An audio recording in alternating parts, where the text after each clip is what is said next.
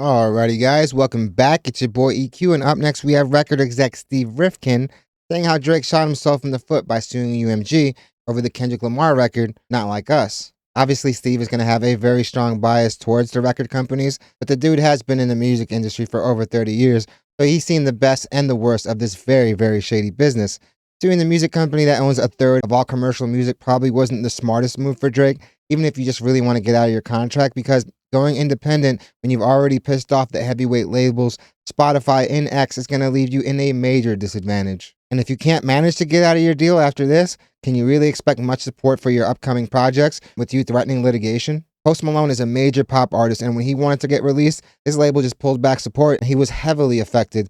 I want to say his numbers did like a quarter of what they usually do. And I also wonder what happens to the other artists under the OVO umbrella, but it's going to be much harder to recoup when you're not getting the same promo that you're used to. And it's very hypocritical that after 10 years of you allegedly benefiting from the system the most, you want to cry foul once the golden goose isn't you anymore. But enough dilly-dallying, let's jump right into the video. Again, we have record executive Steve Riffkin saying how Drake shot himself in the foot by suing UMG over the Kendrick Lamar record Not Like Us. And at this point, you're going to have to click a direct link to play Drake's music on Spotify if he keeps this up, because the algorithm is definitely going to bury it. So, but speaking of Kendrick, how did you feel about Drake doing what he's doing now? Yeah.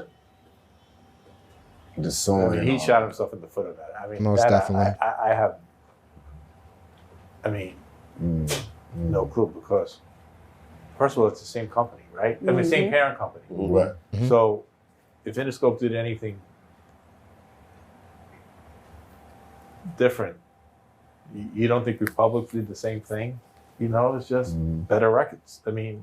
And while you can buy a hit, while you can buy a #1, you really can't fake the impact that those records had culturally. I mean, that's it. There's nothing wrong, you know. Better record. Like, and I'm not an East Coast, West Coast, you know, I'm just going to say a record is a record. Like, you know. Business is business. Can you see a hit being manufactured through boosting streams and bots? No. The record has to come from your soul, man. No, well, obviously, I do feel like money does play a big part in creating the hit. It's only the start, because people still need to rock with it. You can manufacture this hit, but if when the artist goes on tour and you see him can't manage to sell out, the ruse is over pretty quickly. You can't shoot a mini bail, fellow Jewish guy? You can't help him out a little bit? What? Would you have allowed it? Like, if you had an artist that's, yo, man, this guy said this and he said that. Why would I? I'm not, I mean, then you're playing with fake money. What the fuck is that? What is that? What does it mean? Right? We got a family to feed, right? Right. That's the other thing. People have to realize that this is the music business, and these companies are going to side with the person that can make them the most money. Right now, Drake has honestly had a terrible last 24 months with the music he's been dropping, while his back catalog is still doing amazing numbers. The latest stuff he's been dropping hasn't been hitting. He's been collecting more dislikes than likes, and obviously that's a complete 180 from where he once was. So the labels are probably looking at that $600 million price tag and saying, yeah, man, it's not really worth it anymore.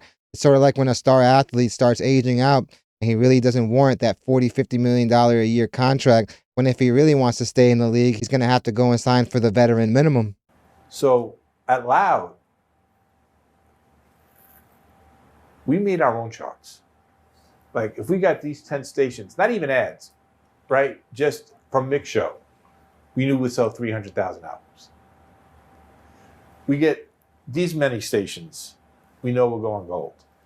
And that's what we did. Every single that we put out. It wasn't ever about most added, #1, this, that, or I started having #1 singles when I had to go over to Universal with SRC, because they were a radio company. So I had to change my mindset. Game plan changes. So my first #1 record was Lean Back. Pop record. Single. It's definitely an anthem that year. And then the Akon run just came. Wow. Akon doesn't really get his flowers as much as his career probably merits. The guy co-signed Lady Gaga and T-Pain. It was normal.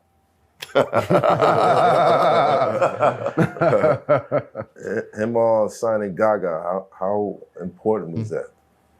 Well, I didn't see anything at it. I mean, it was important for the whole. Like, if you look at Yeah, man, obviously Drake shot himself in the foot over the UMG legal action he filed. While it's most certainly painting him as a hypocrite, given the fact that, like I said earlier, more than likely he probably benefited from that system immensely over the last 10 years because he was the golden goose of the biggest company in music. So for you to call him out on the very thing that they allegedly did to you is something that's super hypocritical and honestly can lead to you being blackballed, because even if you go independent, they're not pushing you out on these playlists. Your numbers are going to do a substantial amount less.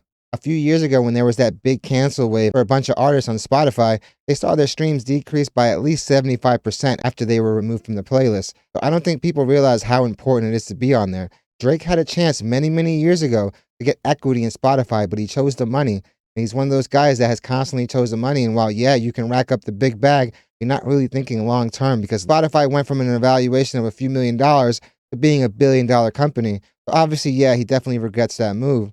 And because a lot of these artists chose the bag, it kind of left it open for the labels to go and cultivate all the relationships, which is why they now hold all the power. In these past 24 months, Drake has seemingly done a great job at making all the big power players potentially mad at him. So even if he does want to go independent, you're literally, like I said in the intro, going to have to click a direct link to get to his music, because he's not going to pop up anywhere. And if he goes full kamikaze, he can literally forget about ever being on the front page. While he obviously does have a big fan base, I don't think he'll ever go broke. But if he continues down this path, he might not ever sniff the success he once had. And I think it's kind of too late to take it all back, because once you open Pandora's box, you can't close it, fam. But definitely let me know what you guys think. Let me know what you guys think about Steve Riffkin's comments that Drake shot himself in the foot. Seems to have done a lot of that over the past year. And it feels like every move he's been making has been leading to the very same outcome. And desperate people make desperate moves, so it's going to be interesting to see how this keeps developing. But definitely let me know what you guys think. Definitely hit the like and subscribe button, guys. It does your channel wonders. Thank you guys so much for watching the video. And I really want to thank you guys so much for making this channel a part of your day. It honestly really means so much. And all the love and support you guys show on the daily is honestly the biggest reason in me making these videos. So I'm definitely looking forward to what you guys have to say on this topic. And I hope you guys love this video, and I hope to see you guys soon. Yeah, man. Guy got all the labels mad. Got Spotify mad. Got X mad. Day by day, he just keeps making it more difficult.